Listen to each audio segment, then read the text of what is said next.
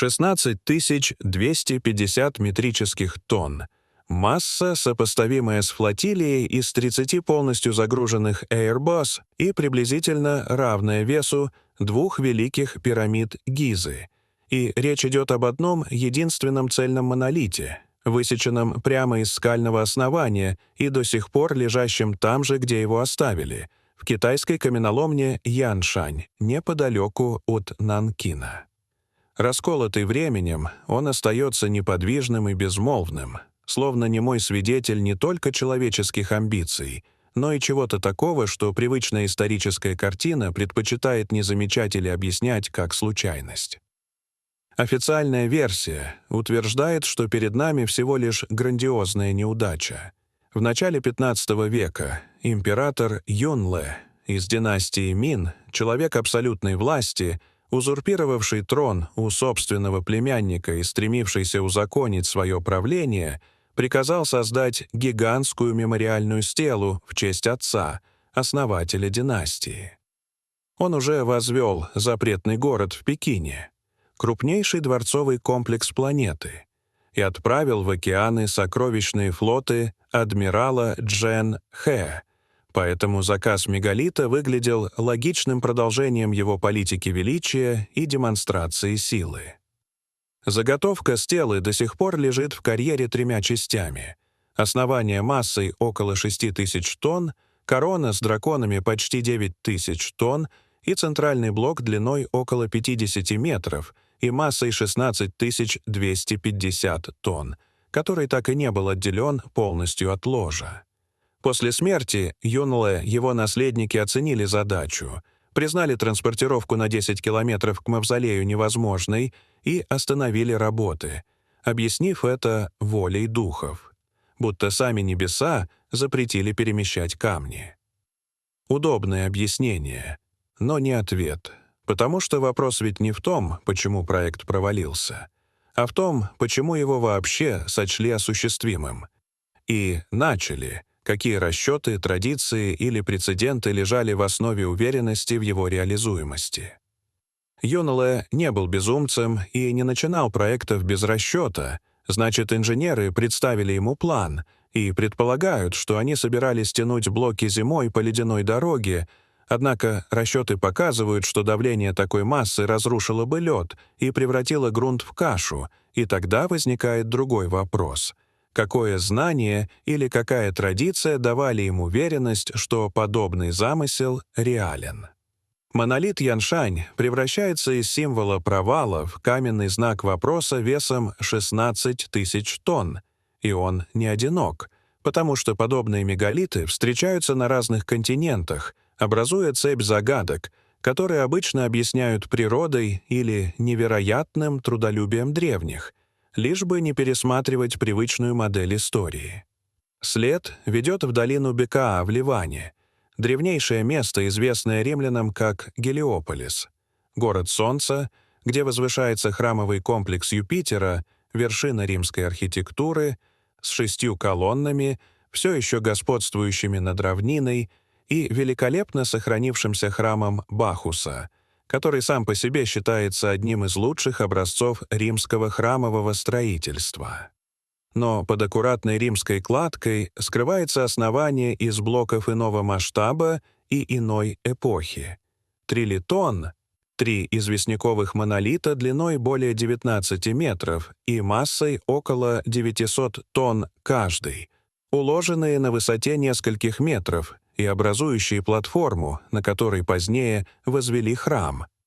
Официально их приписывают римлянам I века, однако письменных свидетельств об этом подвиге нет, и отсутствие описаний столь исключительного достижения породило гипотезу о более древнем происхождении платформы, которую римляне лишь использовали, как использовали многие древние народы, мегалитические основания, найденные ими в готовом виде. В соседней каменоломне лежит Хаджар аль-Хибла, камень беременной женщины, блок около 1000 тонн, все еще соединенный со скалой, а под ним археологи обнаружили еще более крупный монолит массой около 1650 тонн, словно заготовку, оставленную после внезапного прекращения работ, и масштабы этих блоков выводят обсуждение за рамки обычной античной техники и усиливают ощущение существования мегалитической традиции, уходящей глубже в прошлое. Дальше след переносится в Анды, к Куско, где на высоте более 3700 метров возвышается крепость Саксаюаман, сложенная из многотонных андезитовых блоков, подогнанных друг к другу в сложной полигональной кладке без раствора, где каждый камень имеет десятки граней и соединяется с соседями с поразительной точностью, создавая конструкцию, способную переживать сильные землетрясения за счет микродвижений элементов. Традиционное объяснение говорит о многолетней ручной подгонке и шлифовании камней абразивом, но визуальные особенности поверхности и формы породили версии о размягчении породы или иных способах обработки, отраженных в местных легендах о веществах, способных изменять структуру камня. В Ольянтайтамбо, неподалеку, стоят монолиты по 50 тонн, доставленные с противоположного склона через долину и реку, а по дороге лежат недоставленные блоки, словно замерзший след незавершенной операции или потерянной технологии транспортировки. Еще выше, на боливийском Альтиплано, находится Пумапунку, поле разбросанных андезитовых и диоритовых блоков до 130 тонн, среди которых H-образные элементы с точными пазами и отверстиями, напоминающими детали сложной сборной конструкции, будто части огромного каменного механизма или модульной архитектурной системы. Геометрия и обработка этих камней вызвали споры о примененных инструментах и уровне каменной технологии древних мастеров, поскольку точность углов, плоскостей и отверстий выглядит необычной для традиционных каменных инструментов. В Египте Великая пирамида скрывает внутри гранитные балки по 50-80 тонн, поднятые на десятки метров над землей, а в Серапеуме Саккары находятся массивные саркофаги из асуанского гранита массой около 100 тонн с тщательно выровненными внутренними и внешними поверхностями и плотно подогнанными крышками, создающими впечатление герметичности. Найденные гранитные керны со спиральными следами трубчатого сверления свидетельствуют о развитых методах обработки твердого камня в древности и показывают, что египтяне владели сложными технологиями каменной обработки, хотя точные методы до конца не реконструированы.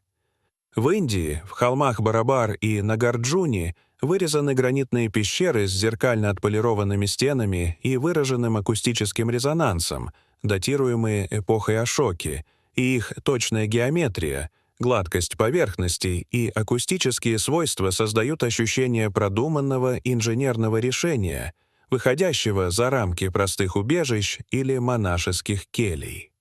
В Сибири, в районе Горной Шории, сообщалось о гигантских блоках, напоминающих мегалитические стены и платформы, что одни исследователи считают природными формами растрескивания гранита, а другие — возможными руинами древних сооружений, разрушенных временем и геологическими процессами.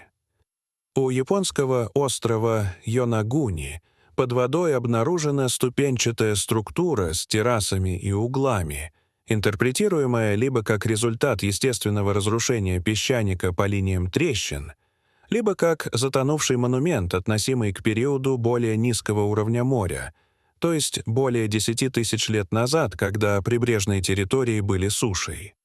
И, наконец, в Турции расположен Гёбекли-Тепе, комплекс с Т-образными колоннами до 20 тонн, украшенными рельефами животных и датируемыми примерно 9600 годом до нашей эры, эпохой, когда человечество еще считалось исключительно охотничье-собирательским и неспособным к монументальному строительству. Этот памятник показывает, что способность к сложной символике и крупномасштабной архитектуре возникла значительно раньше городов, сельского хозяйства и письменности, и, возможно, отражает более глубокие корни строительных традиций, чем принято считать.